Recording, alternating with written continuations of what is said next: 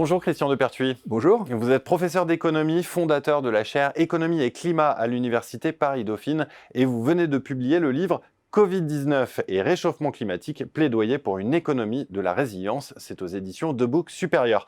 Alors, dans le chapitre 1 de ce livre, Christian Depertuis, vous indiquez que la pandémie et le réchauffement climatique sont en quelque sorte des faux jumeaux. Alors, qu'est-ce qui les rapproche? Qu'est-ce qui les différencie? Alors, ce qui les rapproche, c'est que dans les deux cas, ce sont des destructeurs d'un bien commun planétaire, la santé d'un côté, le système climatique de l'autre. Autre point commun, ce sont les scientifiques qui alertent la société sur la menace. Mais il y a deux différences importantes. La première, c'est la temporalité qui est complètement différente.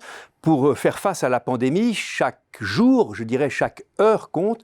L'urgence climatique est une urgence qui s'inscrit dans le long terme. Et donc, pour pouvoir juger des effets d'une action face à la pandémie, c'est 15 jours. Pour pouvoir juger des effets face au réchauffement climatique, c'est 20 ans. Dernier point, et non des moindres, l'origine du virus pour la pandémie et le monde animal. Nous n'avons pas créé le coronavirus. Le CO2, c'est nous qui le produisons. Il est totalement anthropique. Alors, il y a aussi une autre différence qui a été soulignée ces derniers mois, c'est en ce qui concerne tout ce qui est mesures d'urgence et sommes débloquées. Pourquoi est-ce qu'on ne peut pas débloquer, dans une optique de lutte contre le réchauffement climatique, les mêmes sommes inimaginables avant la crise qui ont été débloquées pour la lutte contre le virus et notamment dans la course au vaccin? Je crois que les deux réponses s'enchaînent parfaitement. Il ne s'agit pas de s'attaquer à un virus en termes de changement climatique, puisque le virus, c'est nous, c'est nos organisations productives, et donc il s'agit de transformer la façon dont l'ensemble de la société gère deux grands systèmes, le système énergétique dont il convient de sortir très rapidement de la dépendance à trois produits, le charbon, le pétrole et le gaz fossile, les trois sources fossiles, et la deuxième grande transformation, l'agroécologie qui consiste à reconstituer la capacité d'absorption et de stockage du CO2 par le milieu naturel. Et donc, pour opérer ces deux grandes transformations, il ne suffit pas de rajouter quelques milliards, il faut totalement réorganiser nos systèmes de production et de consommation. Est-ce qu'on peut imaginer des solutions employées actuellement dans la lutte contre le virus et qui pourraient se révéler efficaces dans la lutte contre le réchauffement climatique? Je pense au confinement, par exemple, puisque dans cette période, toutes les émissions de CO2 ont baissé au niveau mondial. Elles ont baissé de l'ordre de 20%. Mais si vous voulez prolonger le confinement tel qu'il a été opéré pendant 20 ans, vous serez efficace. Mais je ne pense pas que confiner pendant 20 ans soit quelque part la solution.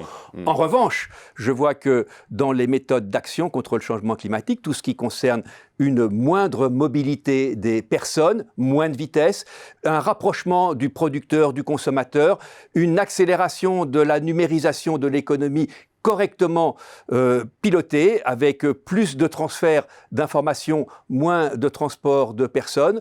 En revanche, également une action beaucoup plus systématique des pouvoirs publics pour garantir un filet de sécurité minimum en termes d'accès à l'énergie, en termes de revenus aux personnes les plus défavorisées, soit à l'intérieur de nos pays, soit dans les pays les moins avancés. J'ai en tête notamment le cas dramatique de l'Afrique au sud du Sahara aujourd'hui. Tout ceci va dans le bon sens et tout ceci a été testé dans le cadre de l'action contre la pandémie. C'est la raison pour laquelle je pense qu'au-delà de l'effet conjoncturel bénéfique pour le climat qui a été la mise à l'arrêt des émissions de gaz à effet de serre, cette pandémie risque d'orienter correctement l'action climatique et de l'accélérer.